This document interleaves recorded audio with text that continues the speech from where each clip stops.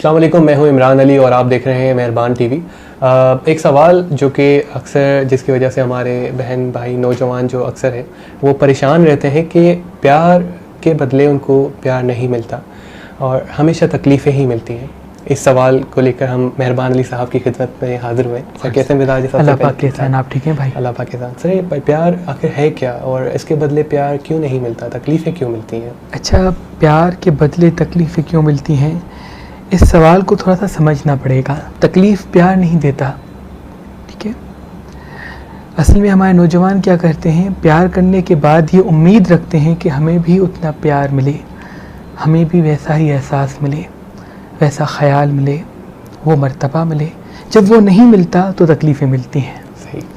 जहाँ मोहब्बत होती है वहाँ तकलीफ़ में भी राहत होती है। क्या बात है, सुभान अल्लाह। लेकिन जहाँ उम्मीद होती है और उम्मीद पूरी नहीं होती तो फिर उस तकलीफ़ का एहसास होता है। हमें ये समझना चाहिए कि प्यार बेसिकली है क्या। इसकी वजाहत में ये करूँ, प्यार एक एहसास है, जैसे कि खुशी एक एहसास है, गुस्सा एक एहसास है, सही, ऐसे ही है। सही। रोना एक एहसास है, हमदर्दी एक एहसास है। क्या इमरान भाई, अगर आपको गुस्सा आता है तो क्या 24 घंटे गुस्सा आता है? नहीं। गुस्सा आता है फिर ख़त्म होता है, जाता है। ठीक है। हमदर्दी आती है, हम मदद करते हैं, बाज़ मरतबा रहम आता है, लेकिन वो जो कैफियत होती है वो मुसलसल कायम नहीं रहती। ऐसा ही होता है, बिल्कुल ऐसा ही होता है। तो प्यार मुसलसल कैसे कायम रह सकता है? क्या बात है। प्यार भी एक एहसास है। तो हमारे यहाँ ऐसा होता है, लोग मोहब्बत करते हैं, प्यार करते हैं और फिर ये चाहते हैं कि वैसा ही प्यार मिले और वैसा ही तवज्जो मुसलसल मिले, तो इस वजह से वो परेशान होते हैं। सही, ठीक है। तो पहले तो ये समझना चाहिए कि प्यार एक एहसास है और एहसासात बढ़ते भी हैं, एहसासात पस्त भी होते हैं, कायम मुसलसल एक जैसे नहीं रहते। सही। बाज़ मरतबा ग़िज़ा के तवस्सुत से, आबो हवा के तवस्सुत से, परेशानियों के वजह से एहसासात उभर जाते हैं, घट जाते हैं, खिल जाते हैं, ख़त्म हो जाते हैं। प्यार की एक नहज है जिसको इश्क कहते हैं। क्या बात है। मोहब्बत कहते हैं। दिल लगी, प्यार, मोहब्बत, इश्क, मवद्दत, यानी वो जो इश्क, मोहब्बत, मवद्दत जिसे आप कहेंगे, समझेंगे, वो उस एहसासात की उस कैफियत को कहा जाता है जहाँ इंसान अपने वजूद को ख़म कर दे, यानी जहाँ मैं ख़ुद में ना रहूँ, मैं खुदा की मखलूक़ात में किसी एक खिलकत में अपने आप को देखूँ। इस कैफियत को इश्क कहते हैं, जुनून कहते हैं, मवद्दत कहते हैं। सही। अब हमारे यहाँ क्या होता है, हम किसी चीज़ को पसंद करते हैं, हमें ये लगता है कि ये पसंद करना हमारा वो इश्क है, लेकिन वो इश्क नहीं होता।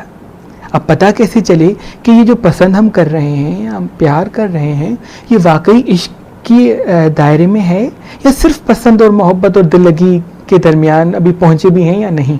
तो इसके लिए मैंने एक बुक भी तहरीर की है, आप वो भी पढ़ सकते हैं। जहाँ जुनून होता है, इश्क होता है, मवद्दत होती है, वहाँ कोई सवाल नहीं होता, वहाँ अपनी कोई ख्वाहिश नहीं होती, वहाँ सिर्फ तू ही तू होता है, सिर्फ वो ही वो होता है। जहाँ अगर मैं आपसे ये कहूँ कि इमरान भाई मैं आपको पसंद करता हूँ, लेकिन यार शर्ट आप इस तरह से नहीं, मुझे ऐसा अच्छा नहीं लगता, आप इसको इस तरह से पहने, यानी मैं अपनी खुशी के लिए आप में तरामीम कर रहा हूँ, तो ये मोहब्बत नहीं, ये पसंद है। मैं अपनी पसंद के आईने में आपको देख रहा हूँ। मोहब्बत क्या होगी, आप जैसे भी हैं, मुझे सज़ा दे रहे हैं, मुझे मार रहे हैं, मुझसे बात नहीं कर रहे हैं, मुझे आप पसंद हैं क्योंकि मैं आपसे मोहब्बत करता हूँ। आप किसी और के साथ खुश हैं, मैं आपको खुश देख के खुश हूँ। मोहब्बत की ये अलामत है जो आजकल नहीं होता। हमारे यहाँ ये होता है, हम हासिल करना चाहते हैं और जहाँ हासिल का सवाल हो वहाँ मोहब्बत नहीं होती, वहाँ पसंद होता है। तो मोहब्बत तकलीफ़ नहीं देती, हम उम्मीद रखते हैं कि सामने वाली चीज़ मुझे मिले। जैसे कि मैं अर्ज़ करूँ, मेरी बीवी, मेरा भाई, यानी मैं मोहब्बत में मेरा पहले कह रहा हूँ और सामने वाले का जिक्र बाद में कर रहा हूँ। जहाँ सामने वाले का जिक्र हो और मेरी कोई औकात ही ना हो, वहाँ मोहब्बत होती है। क्या बात है। मोहब्बत की सबसे बड़ी जो मिसाल है वो सजदा है। जहाँ बंदा अपने अल्लाह के लिए, अपने खालिक के लिए अपना सर खाक पे रख के कहता है कि तू ही तू है, ये है मोहब्बत। और जब कोई, जैसे कि इमाम हुसैन अलैहिस्सलाम का इश्क था, घर लुट रहा है, लुट गया, शुक्र कर रहे हैं कि ए अल्लाह तेरा शुक्र है, ये है मोहब्बत, ये है इश्क।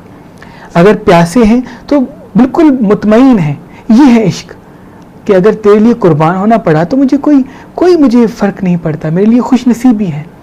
इश्क का मिसाल ये है, अगर हम किसी से इश्क करते हैं, मोहब्बत करते हैं, तो बदले में क्या मिलेगा, मेरे लिए क्यों नहीं हो रहा, तो ये सवालात से मुबर्रा है इश्क, इन तमाम चीज़ों से आगे है इश्क, जो आजकल के दौर में मिलना थोड़ा सा मुश्किल है।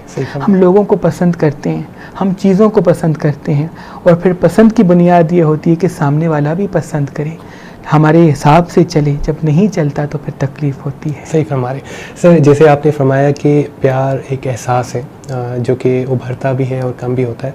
बाज़ औक़ात मेरे जैसे नौजवान होते हैं जिनको अपने एहसासात पे काबू नहीं होता, और वो मतलब एक मजबूर होके सर खम कर लेते हैं किसी इंसान के आगे या किसी मखलूक के आगे। उनके लिए कोई दुआ या कोई वजीफ़ा बताना चाहें ताकि वो इस परेशानी से दूर हो जाएं। अच्छा, मैं ये भी अर्ज़ करूँगा इमरान भाई, देखें, अगर आप किसी चीज़ को पसंद करते हैं, मोहब्बत करते हैं, तो मोहब्बत होती क्यों है, इस पर भी मैंने किताब तहरीर की है। इमाम अली अलैहिस्सलाम का फरमान है कि हर इंसान में अल्लाह की कोई ना कोई सिफ़त मौजूद होती है। कोई रहम करने वाला है, कोई प्यार करने वाला है, कोई हमदर्दी करने वाला है, कोई अच्छा कलाम करने वाला है, कोई बहुत शुजा है, बहादुर है। जब इंसान की वो जो सिफ़त जो उसके अंदर है वो किसी दूसरे में देखता है, अल्लाह की किसी मखलूक में देखता है, तो असल में वो उस मखलूक में ख़ुद को देखता है। क्या बात है। ये अल्लाह ने इंसान के वजूद में कमी छोड़ी है ताकि इस सिफ़त के आईने में वो खुदा को देखे, सुभान अल्लाह, अपने मालिक, अपने खालिक को पाले। लेकिन फिर क्या होता है, उस सिफ़त की झलक जब हम किसी बशर में देखते हैं तो हमें प्यार हो जाता है, हमें वो पसंद आने लगता है, हम उसके साथ रहने लगते हैं, हम उसके साथ वक्त गुजारना चाहते हैं। असल में पता है क्यों हम उसके साथ वक्त गुजारना नहीं चाहते, हम ये समझते हैं कि ये मेरे वजूद का हिस्सा है, ये मेरे जैसा है, ये मुझे समझता है। तो इसी वजह से वो लोग एक दूसरे को पसंद करते हैं। लेकिन अब जब, क्योंकि आपने अब देखा होगा, मोहब्बत की शादी तो हो जाती है, लेकिन कुछ ही माह में फिर इस किस्म के झगड़े होते हैं कि तलाक़ें हो जाती हैं। तो आप इस चीज़ को समझें कि आप जिस सिफ़त को देख रहे हैं क्या सिर्फ नज़र आ रही है या वाकई वो मौजूद भी है। तो अगर वो सिफ़त वाज़े हो जाएगी तो शख्सियत ख़ुद ब खुद वाज़े हो जाएगी। और दूसरी बात ये कि मोहब्बत अगर आप करते हैं, और अल्लाह पाक के प्यारे महबूब हज़रत मोहम्मद मुस्तफ़ा सल्लल्लाहु अलैहि वसल्लम के भाई इमाम अली अलैहिस्सलाम का फरमान है, अगर कोई इंसान किसी से शादी करना चाहता है और उसमें रुकावटें हैं, तो रात को सोने से पहले सूरह कौसर का 27 मरतबा, अगर वक्त ज़्यादा है तो 108 मरतबा फिर करके दुआ करें कि ऐ मेरे मौला, अगर मेरे हक़ में ये रिश्ता बेहतर है मुझे अता फरमा, तो मोहम्मद व आले मोहम्मद के सदक़े ज़रूर बेहतरी होगी। अगर कोई इंसान ऐसे इंसान से मोहब्बत कर बैठा है जो मोहब्बत करने के काबिल नहीं और उसको भुलाना चाहता है, तो उसके लिए इमाम जाफ़र सादिक़ अलैहिस्सलाम का फरमान है कि वो जब जब याद सताए तो पानी पे सूरह काफिरून और सूरह फलक और सूरह नास एक एक मरतबा पढ़ के पानी पी लिया करे, तो अल्लाह पाक से दुआ मांगे कि मेरे मौला, उनके ख़यालात, उनके जो एहसासात मेरे वजूद पे उभर रहे हैं वो मेरे वजूद से ख़त्म फरमा। मोहम्मद व आले मोहम्मद के सदक़े ज़रूर उनके तमाम एहसासात जो वो अपने वजूद में रखता है वो इख्तिताम को जाएंगे। आमीन। सर बस एक आखिरी सवाल पूछ के आपकी ज़हमत तमाम करूँगा। आपने दो कैफ़ियत बयान की जो कि उनको हासिल करना चाहते हैं या जिनसे वो साथ में नहीं है, जिनकी शादी हो चुकी है पर मोहब्बत के बाद तलखी बीच में खुदा न खास्ता आ जाती है, तो वो अपने इस रिश्ते को बेहतर करने के लिए कोई अगर वजीफ़ा, बिल्कुल इमाम जाफ़र सादिक़ अलैहिस्सलाम का फरमान है कि जब भी आप मियाँ बीवी में जो इख्तिलाफ़ात होते हैं, एक दूसरे से बात करें, या वदूदो या मुइज़्ज़ो या अल्लाह पढ़ के मुस्कुरा के बात करें। अगर सामने वाला बंदा मेरे मिजाज के बरअक्स बात कर रहा है, तभी भी ये पढ़ के मुस्कुरा के बात करें। यकीन रखें वो ज़रूर आप जैसी बात करेगा, जो आप सुनना चाहते हैं वही करेगा और वैसा ही बन जाएगा। और उसके अलावा मगरिब और इशा के दरमियान 108 मरतबा इसी विर्द करें, या वदूदो या मुइज़्ज़ो या अल्लाह। और फिर दुआ करें कि ऐ मेरे मौला हमारी अज़दवाजी ज़िंदगी बेहतर से बेहतरीन फरमा। मुझे उम्मीद है काफ़ी बेहतरी होगी, और अगर मंगल के दिन गोश्त का सदका निकालता है तो वो भी उनके लिए बेहतर होगा इंशाल्लाह। सर आपकी बड़ी मेहरबानी, आपके अल्लाह वक्त आपको की। अपने मान रखे। इसके साथ मैं अपने नाज़रीन से अर्ज़ करना चाहूँगा कि आप भी किसी भी टॉपिक के हवाले से या कोई भी सवाल ऐसा हो जिस पे आप चाहते हैं कि मेहरबान सर उस पर रोशनी डालें, तो अपना कमेंट ज़रूर दीजिएगा ताकि हम उसी टॉपिक पे सर से गुफ्तगू कर सकें। इसी के साथ मुझे इजाज़त दीजिएगा, अपना ख्याल रखिएगा। अल्लाह हाफ़िज़।